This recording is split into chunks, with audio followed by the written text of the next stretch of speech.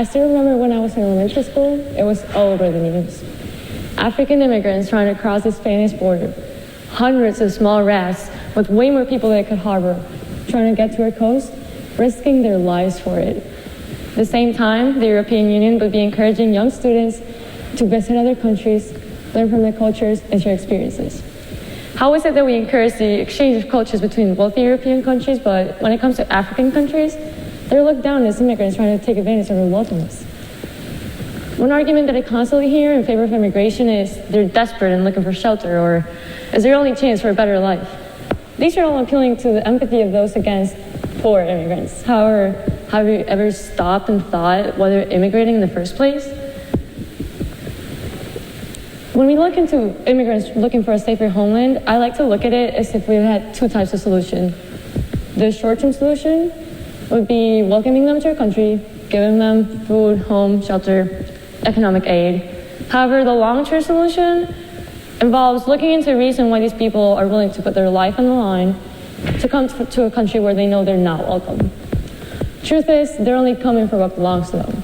Africa has been exploited by Europe ever since the 1870s, when European powers started fighting over African land. They exported resources, food, animals, even slaves and prisoners. Up to this day, Southern Europe still gets most of their petroleum from Nigeria. Even though Nigeria is a major petroleum exporter, their main source of energy is actually clean energy. Africa basically became the provider of global development without making any profit out of it. This cannot relate to a paradox of plenty. This explains that countries with abundant resources tend to have less democracy, less economic growth, and worse development outcomes.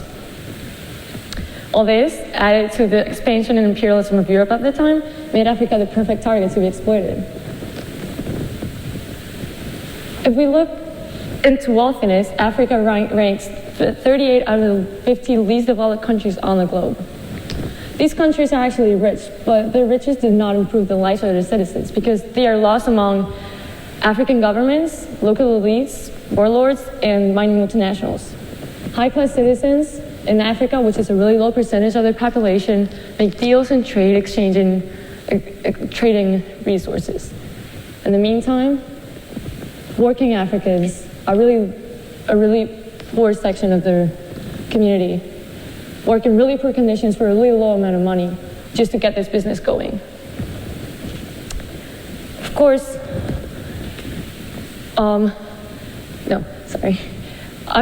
one of the wealthiest European landowners in Africa was so invested in exporting minerals and rubber from African land that 5 to 10 million people died due to poor working conditions. In sub-Saharan Africa, 100,000 people die each year due to poor working conditions, and 40% of the children have to work just to survive. Here, jobs are just not a choice. Of course, in the middle of war, poverty, and social inequality, your first thought is to get out of there. Look for a better country with better social opportunities and better job opportunities too. However, they need someone to stay, do the job. This, added to the social stigma that the immigrants that come from a poor socioeconomic background are going to damage the country's economy, makes it impossible for them to immigrate and have a good life. At this point, we have two problems.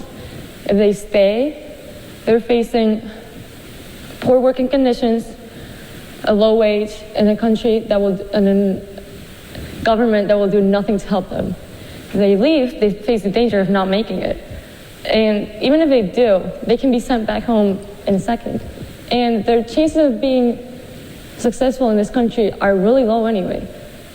This is where you'll hear some people say, well, I think we should take them in because they're just unlucky.